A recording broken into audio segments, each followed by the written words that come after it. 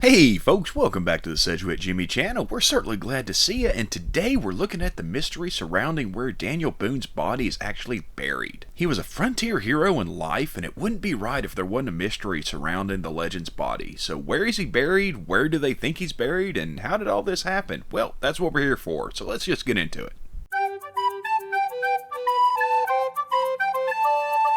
Daniel Boone, for those unaware, was Davy Crockett before Davy Crockett. If you don't know who Davy Crockett was, I suggest doing some research. He was born in 1734 on the Boone homestead in Pennsylvania and received little informal education. As his father once put it to a schoolteacher, let the girls do the spelling, Dan will do the shooting. In spite of this, he was highly literate and carried books such as the Bible and Gulliver's Travels on him at most times. Boone fought in the French and Indian War as part of the North Carolina militia, married a woman named Rebecca who would bear him 10 children, and to explore the area known as Kentucky, eventually leading the first colonization attempt before being pushed back by indigenous attacks. He helped lead the push west by creating the Wilderness Road, a trail leading through the Cumberland Gap and into central Kentucky, and founding the town of Boonesboro.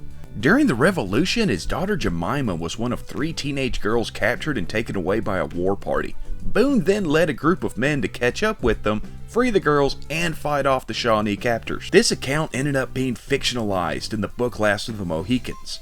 He was elected to the Virginia House of Delegates several times, fought in border wars along the frontier, and ended up dying in Missouri in 1820. His body was buried next to his wife in Missouri, though the graves remain unmarked until the mid-1830s. This is rather important because in 1845, the bodies were dug up and reburied in Frankfort, Kentucky, and in 1860, a monument was erected over the gravesite in honor of Boone's legacy.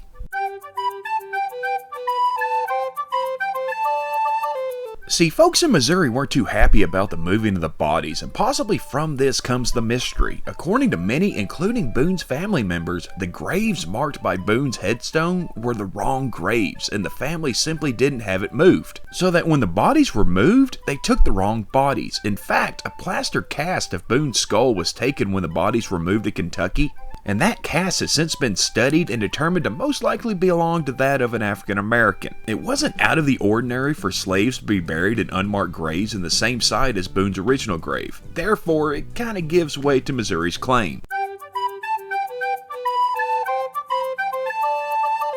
Truth be told, we aren't sure where he's buried. There are 2 sites, one in Kentucky, the other in Missouri, that claim to be his final resting place. And in the end, it really doesn't matter where he is as long as we keep the stories, the myth, and his memory alive. And that's just gonna about do it for our look at the mysterious location of Daniel Boone's grave. And if you liked it, why don't you give us a like? If you want to see more, give us a subscribe. And if you have anything to add, head on down to the comments and let us know. We appreciate you watching, and we'll see you back here next time for more Sedgwick Jimmy in the future. Come check it out.